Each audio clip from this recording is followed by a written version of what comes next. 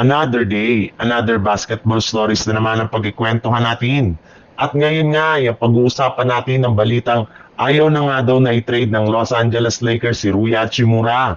At ang balitang pinapirma pa nga daw na bagong member ng Golden State Warriors.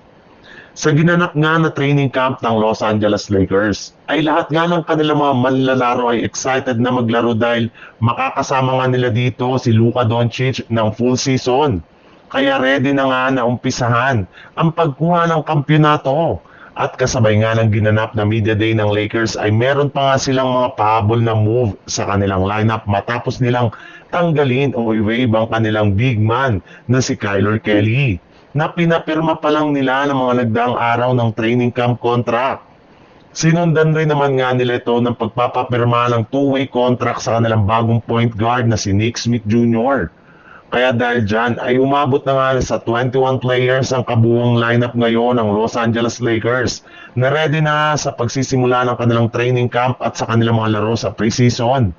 Official na rin naman nga ditong makakasama si Rui Hachimura sa kabila ng mga nagsilabasang trade rumors patungkol sa kanya ng mga nagdaang buwan. Sa madaling salita, hindi na nga niya ito ititrade pa ng Lakers ngayon sa ibang kupunan. Sa ibang balita naman, sa pagpasok nga ng Golden State Warriors sa training camp ay mas nag-focus nga ang kanilang team sa pagkuha ng mga bagong players sa free agency market upang makumpleto na nila ang 13-player na kanilang lineup. Problemahin na lang naman nga daw po nila sa mga susunod na araw ang kanilang batang player na si Jonathan Kuminga. Naayos na rin nga po nila ang kanilang front court, ang kanilang bench at higit sa lahat ang kanilang coaching staff matapos nilang i-anunsyo na pinromote na nga po ng team bilang assistant coach ang anak ni Steve Kerr na si Nick Kerr.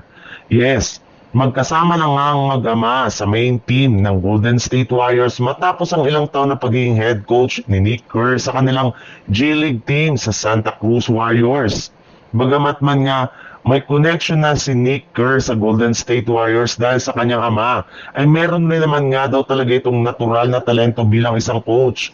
Kaya matapos nga ang ilang araw na interview sa kanya ng Warriors ay pumayag na nga ang kanilang team na gawin siyang assistant coach ni Steve Kerr simula ngayong season.